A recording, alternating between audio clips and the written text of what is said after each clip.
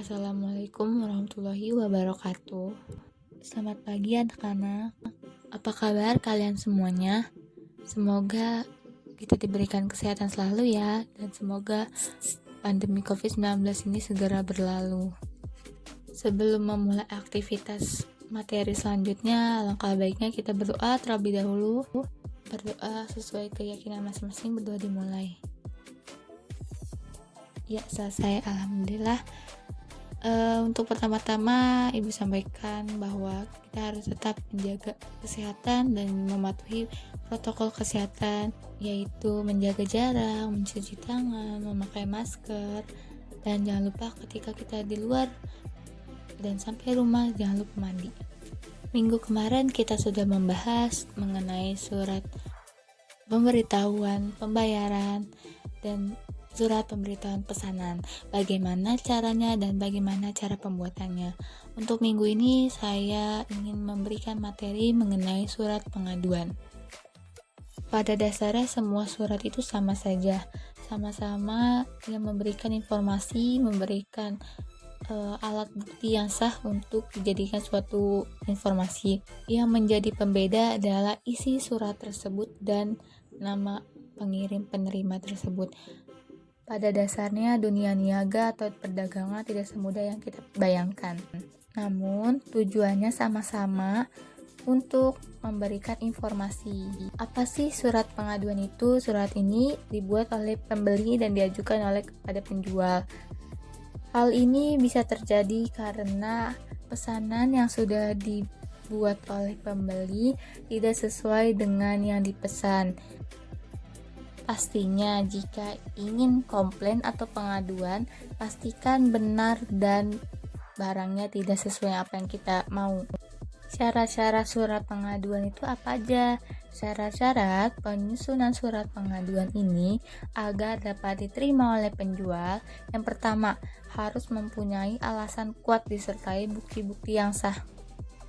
Yang kedua, harus mengandung atau bersifat keadilan dan kebenaran. Jangan sekali-sekali kita menipu penjual karena barang itu ternyata benar. Yang ketiga, harus sopan dan hormat untuk menjaga agar relasi berjalan baik. Jika kalian tidak hormat atau tidak sopan kepada penjual, maka penjual akan segan untuk membantu kalian dalam surat pengaduan ini. Jadi harap baik-baik, berkata sopan dan hormat. Itu adalah kunci utama untuk surat pengaduan diterima. Apa sih penyebab pembeli ini merasa dirugikan? Yang pertama, jumlah barang itu tidak sesuai apa yang dipesan. Yang kedua, mutu barangnya, apakah mutu barangnya tidak sesuai dengan yang diharapkan. Yang ketiga, waktu pengiriman, apakah waktu pengirimannya akan telat atau bahkan tidak dikirim sama sekali. Yang keempat, kerusakan barang. Ketika sampai di tempat lokasi, itu barang dalam keadaan rusak, pecah, dan lain-lainnya. Yang kelima, jika pembeli merasa bahwa barang itu mendapatkan garansi tetapi pas sampai di lokasi penerima itu tidak ada garansi sama sekali. Yang keenam, bentuk. Ketika pembeli melihat iklan brosur secara menarik dalam foto, ketika sampai di lokasi pengirim, barang tersebut bentuknya tidak sesuai apa yang diekspektasikan di foto itu. Selanjutnya, ada beberapa faktor yang menyebabkan surat pengaduan itu terjadi. Yang pertama, faktor internal. Faktor internal ini terjadi karena kesalahan dari penjual itu. Lalu yang dilakukan oleh pembeli apa aja? Yang pertama, sediakan bukti-bukti faktur. Yang kedua, surat pengantar barang. Yang ketiga, surat perjanjian jual beli. Yang keempat, press list. Yang kelima, claim constering. Dan yang terakhir, berita acara kerusakan barang. Kenapa sih kita harus melakukan ini? Karena ini adalah alat bukti yang sah untuk kita melakukan pengaduan dengan baik. Dan kita dapat meminta return atau meminta ganti rugi akibat kesalahan pengaduan ini. Selanjutnya, faktor ekstern. Setelah penjual sebelum pembeli. Biasanya pengiriman barang bisa terjadi kesalahan di ekspedisinya. Mengapa? Karena ada ketidaklarasan dalam pengiriman di ekspedisi tersebut. Kedua, bisa saja kesalahan dari pemilik gudang. Pastikan pembeli selalu berkomunikasi dengan pihak penjual. Selanjutnya, ini faktor yang di luar dugaan manusia. Faktor ini bisa terjadi karena tidak bisa dikendalikan oleh manusia. Biasanya, pahit-pahit aja atau jangan sampai ini terjadi jika ada kecelakaan, ada bencana alam, ada tanah longsor, ada kebakaran, atau hal lainnya yang tidak dikendalikan oleh kemampuan manusia sendiri. Dan untuk menanggulanginya, biasanya perusahaan yang besar sudah mengasuransikan pengiriman yang berjumlah besar. Yang kedua, sudah diberitahukan berita acaranya. Lalu, biasanya perusahaan akan menanggung kerusakannya jika faktor ini di luar dugaan. Yang ketiga dan keempat itu sama-sama memiliki surat price list yang dimana sudah ditanggung oleh perjanjian penjual dan pembeli. Kita sebagai pembeli bisa loh memilih cara penyelesaiannya dengan cara 1. Minta ganti barang. Sebetulnya minta ganti barang ini pembeli meminta barang ini digantikan jika mengalami pecah belah atau mengalami kerusakan yang akibat tidak bisa berfungsi dengan baik. Yang kedua, minta ganti rugi. Jadi, pembeli bisa meminta ganti rugi jika penjual tersebut mengkonfirmasi bahwa pesanan barang merek A atau B itu kosong atau tidak ada stok, maka pembeli dapat mengajukan ganti rugi dari hasil harga tersebut. Yang ketiga, jika tidak mau ganti rugi, pembeli dapat meminta potongan harga dari harga yang sudah dibeli oleh pembeli tersebut. Yang keempat, meretur atau mengembalikan barang yang tidak cocok dengan pesanan. Sebenarnya sama dengan minta ganti barang. Cuman ini dalam konsep mengembalikan barang yang tidak cocok dengan pesanan. Misalkan kita memesan kulkas, tetapi dikirimnya adalah meja. Itu kan terlalu jauh. Maka kita kembalikan meja tersebut dan meminta ganti barang yang kita pesanan sesuai pesanan kita, yaitu kulkas. Yang kelima, sebenarnya ini tidak baik untuk kita patut contoh ya, karena membatalkan pesanan seluruhnya. Sebaiknya kalau kita memang masih bisa mereturn atau menggantikan barang atau diberikan potongan harga, tidak apa-apa, asalkan tidak membatalkan seluruh pesanannya. Mengapa? Karena kita bisa menghargai orang-orang yang berjualan dan surat perjanjian penjualan dan pembelian itu memang tidak ada yang namanya bisa membatalkan pesanan seluruhnya. Tetapi ada alasan tertentu mengapa bisa membatalkan seluruh pesanannya. Itu harus ada kesepakatan antara pihak penjual dan pihak pembeli. Jadi harus perlu dikomunikasikan, dikasih kesempatan penjual untuk memberikan alasannya mengapa hal tersebut bisa terjadi. Adalah alur penyelesaian surat pengaduan. Yang pertama, kita mulai periksa data barang masuk dan dibandingkan dengan surat jalannya. Setelah udah diperiksa, kita lihat jurnal barangnya telah sesuai atau tidak. Kalau tidak sesuai, maka catat secara manual jumlah barang yang tidak sesuai berapa aja. Setelah kita dicatat, kita bisa masukkan jumlah barang yang masuk yang sesuai dengan apa yang kita order atau kita pesan. setelah kita udah catat juga nih barang yang masuk yang sesuai sama pesanan, selanjutnya tambahkan jumlah stok. Jadi jumlah yang kita sudah terima dikurang dengan jumlah yang tidak sesuai. Selanjutnya, cari lokasi yang dianggap sesuai dengan barang berdasarkan perkiraan. Jadi kita cari lokasi di mana barang itu bisa kita lokasikan returnnya dengan baik ya. Selanjutnya, kita letakkan pada lokasi tersebut. Barang itu harus dilokasikan pada lokasi yang kita tentuin sebelumnya.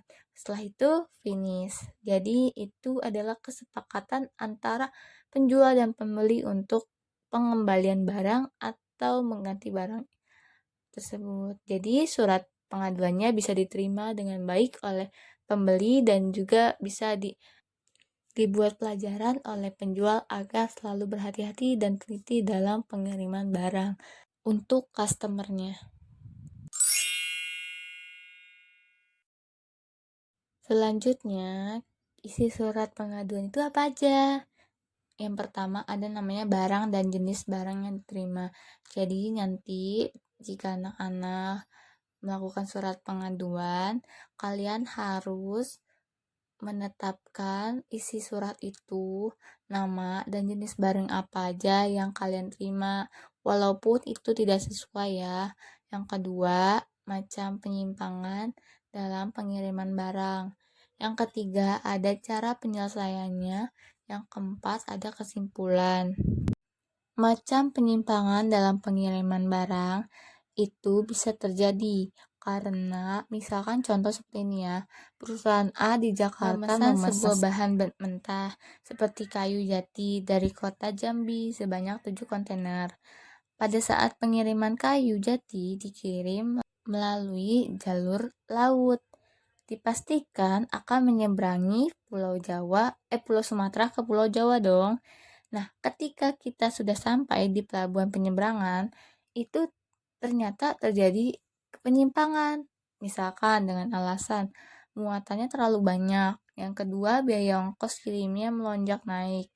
Yang ketiga, pihak pelabuhan meminta menurunkan kuantitas barang dan tidak sesuai dengan SOP yang berlaku.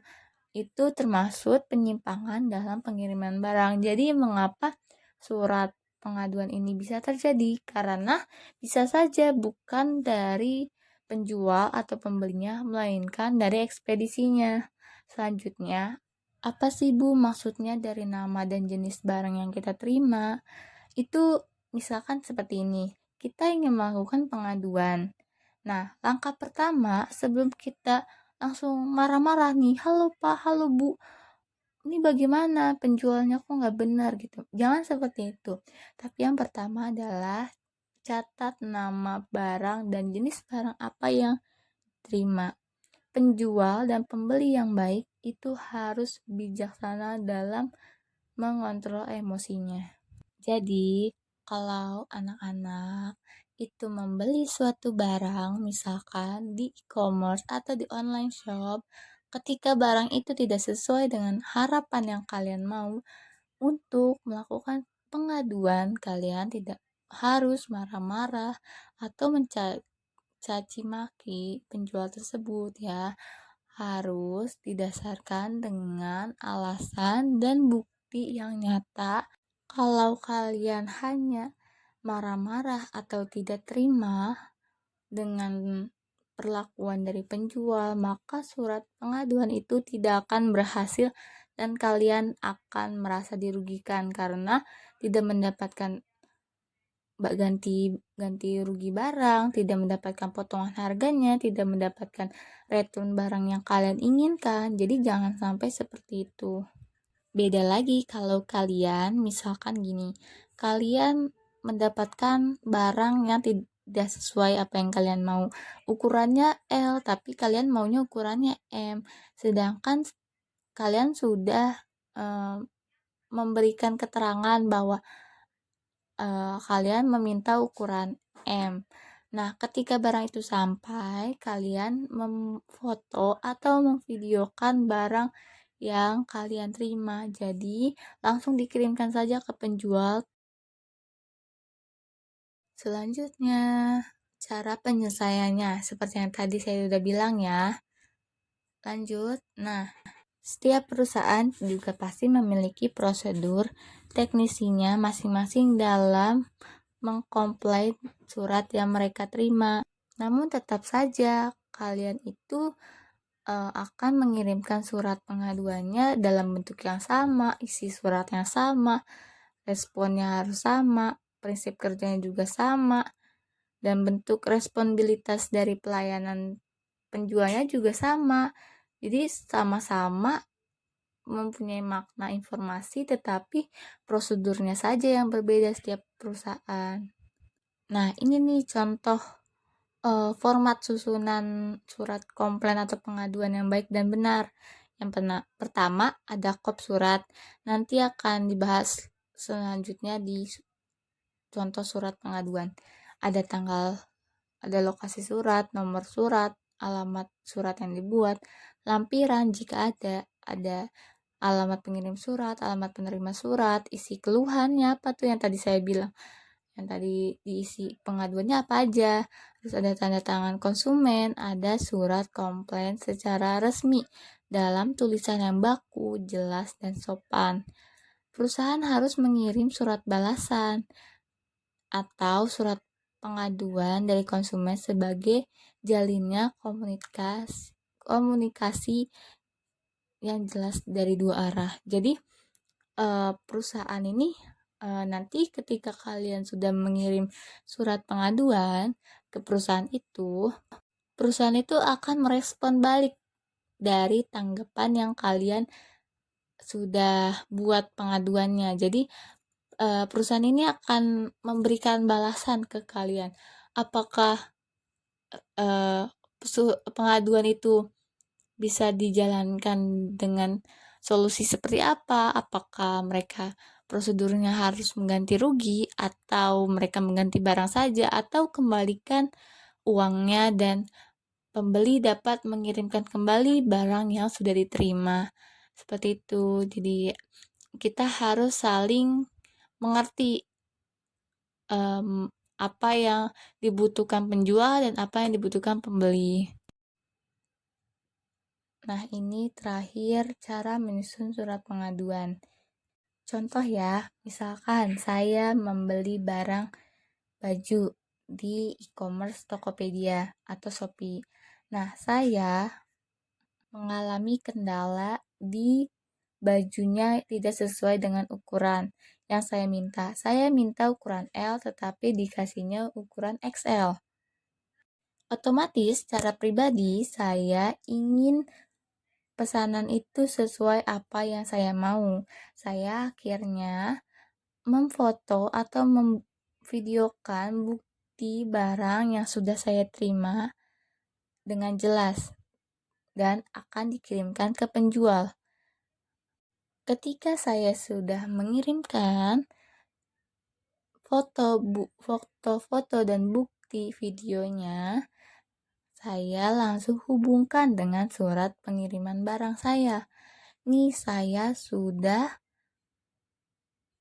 membeli orderan pada tanggal berapa, bulan kapan, nomor resinya berapa, dan keterangannya apa. Saya yang minta ukuran L, mengapa jadi XL? Itu termasuk hubungkan dengan surat pengiriman barang.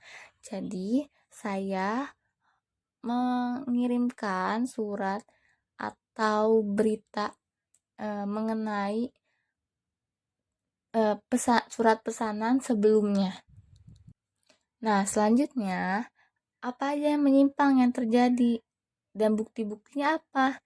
Nah, yang saya sudah katakan tadi, ketika saya mengalami penyimpangan di bagian ukuran salah dikirim, maka saya foto. Ini barangnya loh, ini barangnya salah ukurannya L, ukurannya XL, tetapi saya mintanya ukurannya L. Maka kondisinya memang baju itu bagus, baik dan rapi, tapi hanya ukuran saja yang tidak sesuai. Selanjutnya, kembali berikan bukti bahwa kesalahan ini ada di pihak penjual karena tidak sesuai dengan ukuran yang saya minta. Selanjutnya, saya sebagai pembeli menyarankan untuk penyelesaiannya dengan mengganti barang. Ganti barang, saya memberikan barang baju ukuran XL ke penjual dan penjual mengirimkan kembali baju ukuran L yang saya minta. Dengan begitu, cara surat pengaduan itu bisa disebutkan cara penyelesaiannya atau solusinya yang baik. Dengan begitu kan penjual merasa, oh jadi pembeli ini inginnya mengganti baju aja, jadi sama-sama mengirimkan barang. Nanti kalau kalian seperti itu, tapi jangan sampai ada namanya pengaduan seperti ini ya. Tetapi alangkah baiknya kita mengetahui dulu langkah-langkah pengaduan itu seperti apa. Setelah kita sudah mengirimkan barang, kalian sebagai pembeli nih memberikan nomor resi yang sudah tertera pada ekspedisinya. Setelah kita sudah mengirimkan nomor resinya, penjual tersebut juga harus mengirimkan surat atau nomor resi yang sudah dikirimkan oleh penjual untuk mengirim barang yang kita mau. Dengan begitu, penjual akan mempercayai kita sebagai pembeli yang jujur dan dapat diandalkan. Karena cara penyelesaiannya yang saya buat itu tegas. Jadi, sewaktu-waktu kalian mengalami terjadinya kesalahan pada pesanan kalian, kalian harus menyusun suratnya dengan baik dan benar ya. Selanjutnya, akhiri surat dengan penuh harapan. Jadi, pembeli memberikan harapan kepada penjual untuk selalu lebih teliti dalam mengirim barang, dan kita sebagai pembeli juga berharap semoga kejadian ini tidak terulang lagi. Sampai di sini sudah paham ya, Nak? Jadi bagaimana cara menyusun surat pengaduannya dengan baik dan benar, dan gimana caranya supaya surat pengaduan kita itu diterima dan tidak merasa dirugikan kitanya sebagai pembeli.